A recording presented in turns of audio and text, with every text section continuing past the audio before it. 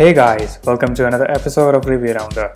Today we're going to take a look at the new Moto G4 Play. Let's find out how it performs against the competition in the budget smartphone range. When it comes to budget smartphone design, we don't expect a lot, but Motorola has not moved away from its Moto E design. We cannot say for sure if it's a good or bad thing. The phone weighs 137 grams and it's 9.9mm thick.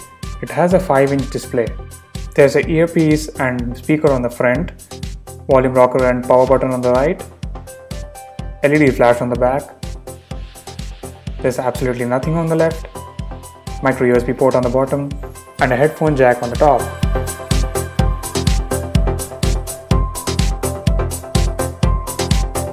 This particular handset has a 5-inch display. It has sub-HD resolution, that is 720p, which results in a pixel density of 294 pixels per inch. And the pixel density is noticeable because the human eye can detect anything below 300 ppi. Seriously Motorola, people expect a full HD resolution display when they are paying 9,000 rupees. Competitors like Xiaomi, LETV provide you with a full HD resolution display. 720p screens have become a thing of the past. Don't know why this phone was left out. The hardware on this thing is another disappointment. It rocks a quad-core 1.2 GHz Cortex-A53 CPU, Qualcomm Snapdragon 410 chipset, Adreno 306 GPU, and has 2 GB of RAM. It comes in 8 and 16 GB variants, has an SD expansion slot, 2800 mAh battery, dual SIM capability, and has built-in NFC. We ran Geekbench on the phone for performance analysis. Let's find out how much it scores.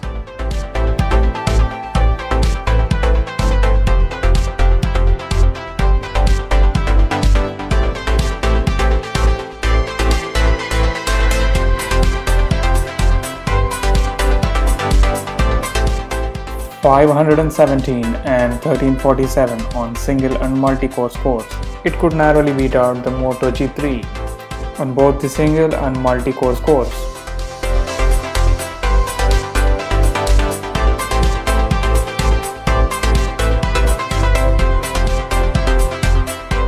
We also ran 3D Mark to evaluate the GPU performance. Let's find out.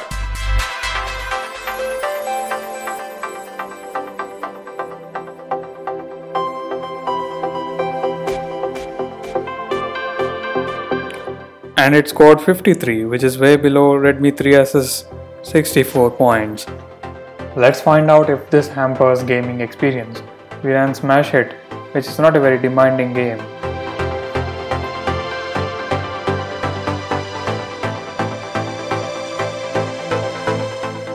Performance was alright on Smash Hit, frame rate was smooth.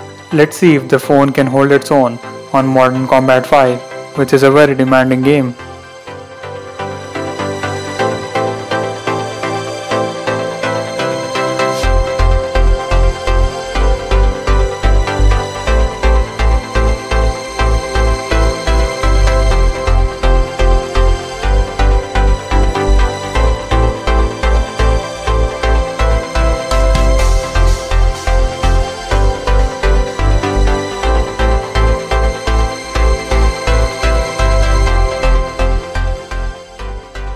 Here's the LTE performance on the phone. You can check it out for yourself.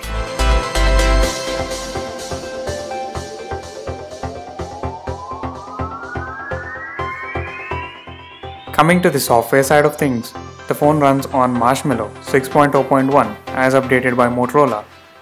The phone is running on the latest version of the OS.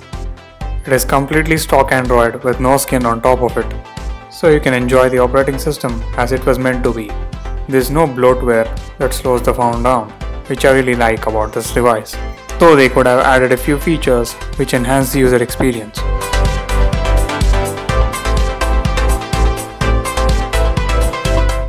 It has a primary camera which is 8 megapixels and has an aperture of f2.2. It can shoot 1080p video at 30 frames per second. The front-facing camera is 5 megapixels and has an aperture of f2.2. Primary camera can zoom in up to 4 times, which is digital zoom, and it is not lossless. My complaints about the camera is that it's too simple. The camera app lacks some important features.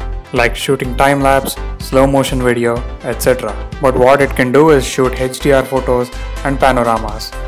Here are a few sample shots on the primary camera. You can notice a lot of noise on the outdoor shots. The HDR mode is lackluster. It overexposes the shot like this. You can also notice sharpening artifacts. The Moto G4 Play starts at $8,999 for the 16GB variant, which is a good price for a phone that beats out last generation Moto G. Now coming to the final thoughts on the device, we have laid out a few pros and cons which might help you while making the purchase. Check them out. Now considering the pros and cons, we have decided to give the Moto G4 Play a score of 7.0. That's it for today guys. If you enjoyed the video, leave a thumbs up and I'll see you guys in the next one.